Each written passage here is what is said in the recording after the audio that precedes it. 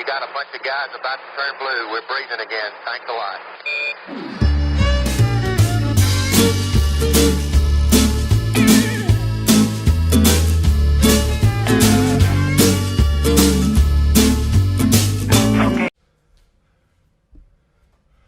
It's time to stop! It's time to stop, okay? Smoke weed every day. Smoke weed every day. So recently I found another Flat Earther song about how we didn't go to the moon. Surprise, it's by my best friend conspiracy music guru. Or as like to call him, the definition of insanity. Well, a funny thing happened on the way to the moon. That's the title of a video that I watched on YouTube. You can see astronauts hanging from wires, proving that astronauts are NASA. Now I'm not sure if any of you have heard about this. I have, but the problem is that there is two.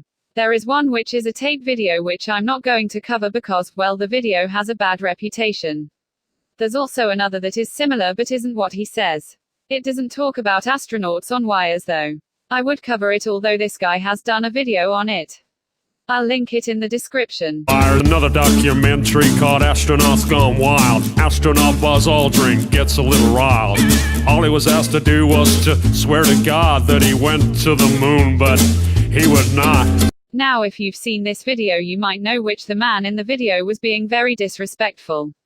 He also doesn't believe in God, so he didn't want to swear on a fake Bible that he'd been to the moon. And he probably didn't want to do it because he didn't expect people to be that stupid. Also, the man in the video is Bart Sibrel, the stupidest man to ever live. And he disables his comments so people don't argue with his stupid videos.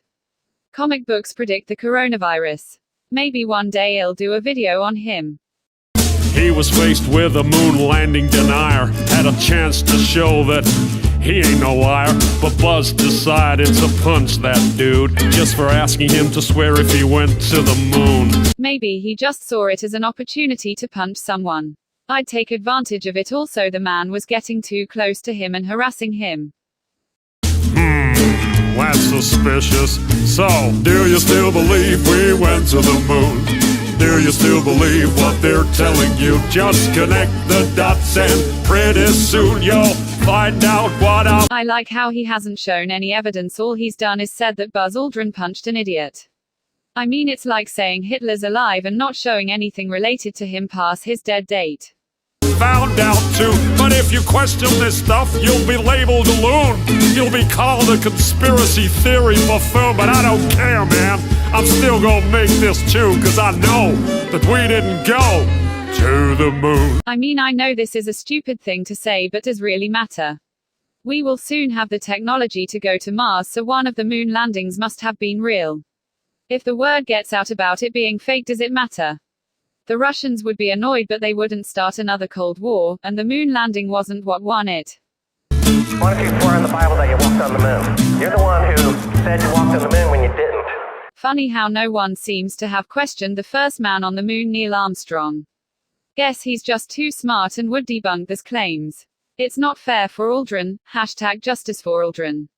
And how about those moon rocks they gave to museums? And thousands of people did see them. But one museum took a closer look. They soon realized that something's afoot. The rock they were given turned out to be a fake. Just a piece of old wood, not a rock from space. You wanna know why it's wood? Because it's not a NASA moon rock. Everything points to a mistake or to a hoax orchestrated by two Dutch artists in 2006.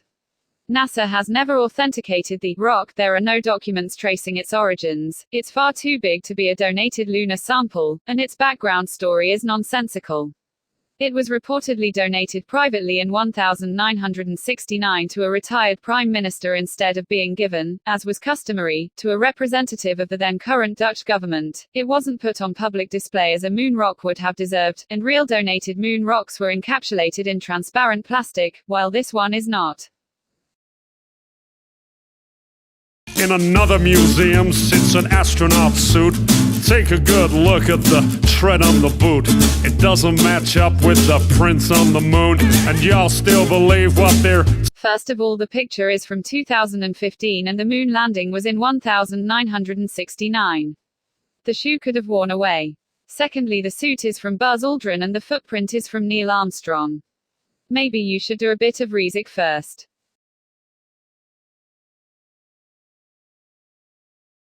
Telling you?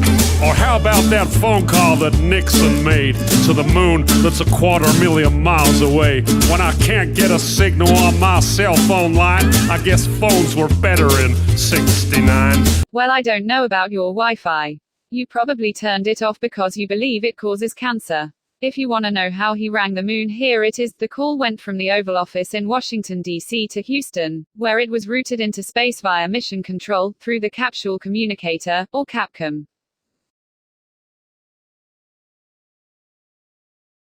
You went straight through those Van Allen belts. It wasn't a problem, right? Nothing was felt. But now you say it's a problem and you can't get through. This problem needs to be solved, according to you. But didn't you solve that problem back in '69 and you flew straight through them 5 more times? I don't know how to sum it up in words, but this lady did a good explanation of it. So I'll cross it off the list.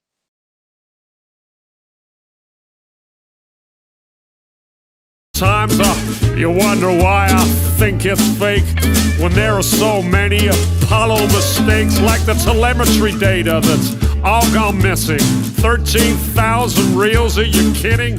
A giant leap for all mankind, but you lost the data and no one can find. There was actually an engineer at NASA who was searching for them.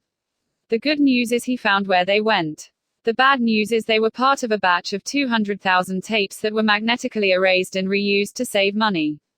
So it's NASA's fault, but they didn't mean to do it.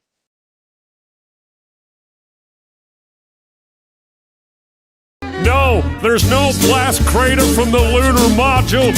Probably because that thing is just a... There's also no blast crater because, in a vacuum, the normally narrow exhaust jet from a rocket engine quickly fans out into a wide cone shape. This causes the pressure in the exhaust to drop, greatly reducing its impact on the ground below. The lunar module used a single rocket engine to slow its descent to around 1 meter per second, before gently touching down on the moon's surface. Now that is some Vsauce level thinking. In a nutshell, it can't make a crater.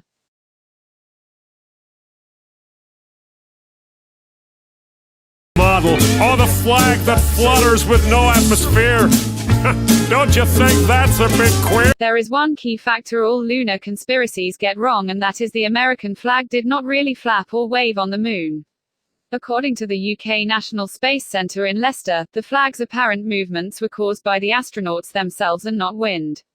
Also, why would it flap if it were filmed in a studio? Would they leave the door open? Intersecting shadows means another light source. Do I think it's fake? Yeah, of course! This is on the surface of the moon, but we can reproduce this effect anytime we want to on Earth. You have all seen this phenomenon yourself, where, because of perspective, parallel lines appear to be non-parallel. If you are trying to reduce onto a 2-dimensional plane a 3-dimensional situation, you can make lines do all sorts of weird things. Artists have been using this for centuries. Go outside when the sun is low in the sky and see this effect for yourself. Just like the images from Apollo 11, the shadows will not be parallel.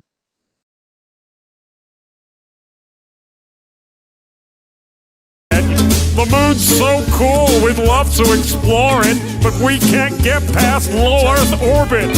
Yet lots of people and even a dog have left the world's orbit, and not all them were Russians. Do your research, people, I think you'll find. But NASA admits that a bunch of times. Listen. Right now, we only can fly in Earth orbit. That's the farthest that we can go. And this new system that we're building is going to allow us to go beyond and hopefully take humans into the solar system to explore. So the moon, Mars, asteroids, there's a lot of destinations that we could go to. And we're building these building block components in order to allow us to do that eventually.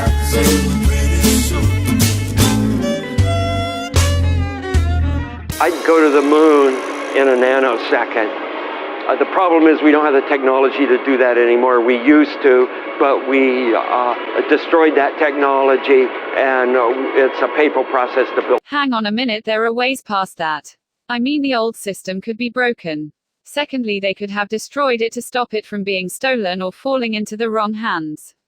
Another thing to add to that is they don't need to go to the moon anymore, so there's no need to keep it. Another answer is that they can't afford it because of spending too much money and wasting time. As well as this, really, it's more a matter of we didn't maintain the technology. You see, there hasn't been a successful launch vehicle that had as much cargo capacity as the Saturn V since the Saturn V itself. Even our current heavy lift champion, the Falcon 9 Heavy, can't put as much in orbit as the Saturn V could. The thing is, we haven't needed it. You can shuttle crew to the ISS on much smaller rockets, and we haven't sent crew much past Leo since we retired the Saturn V. Maintaining the ability to manufacture a rocket that we don't need wouldn't have been cost effective. So we didn't maintain personnel trained in the methods we used to construct the Saturn V. The F1 engines used a hand-welded engine nozzle that was made using techniques that no one still working in that industry has ever seen done, let alone done themselves. Sure, we could make the engine nozzle using modern techniques, but that would mean that we'd have to test the engine all over again to make sure it was really a suitable replacement.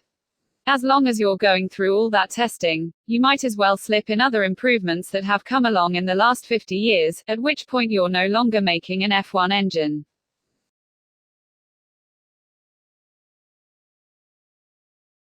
That available on Spotify still surprises me.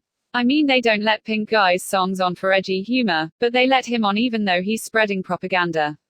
I don't know what Spotify are doing. Also, one last thing, he made song once about pictures of the Earth being photoshopped.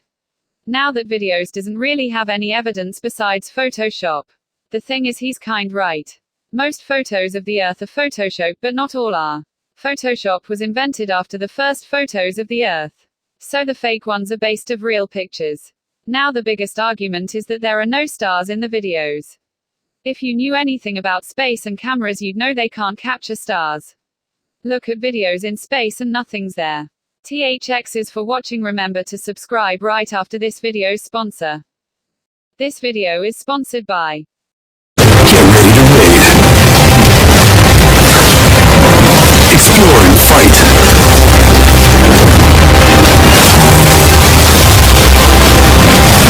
Choose your champions.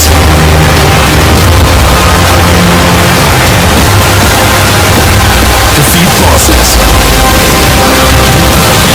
Win PvP battles. Raid Shadow Legends. A loud distorted screaming in my soul.